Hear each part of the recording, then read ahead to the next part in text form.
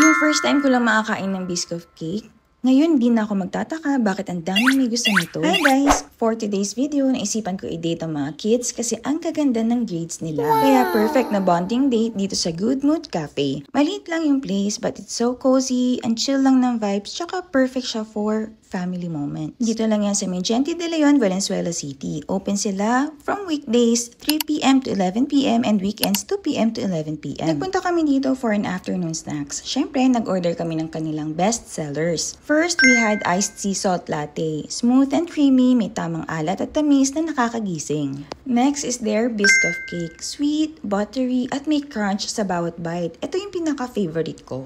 Another is their tiramisu cake. It's light, fluffy, and melts in your mouth. Perfect pair sa iced tiramisu latte. Nagbabalance yung sweetness and tapang ng kape. Plus, meron din silang baked mac na cheesy at filling at chewy cookies for the kids. Ang saya kasi hindi lang ito about sa food, but about spending time with my kids. Kwentuhan, tawanan, at quality time na wala mo ng gadgets. Moments like this make them feel special and proud sa achievements nila. Kaya kung hanap nyo ay good food, plus good vibes, plus family time, punta na sa Good Mood Cafe. Dito, good mood lagi at puno pa ng memories ang uwi mo.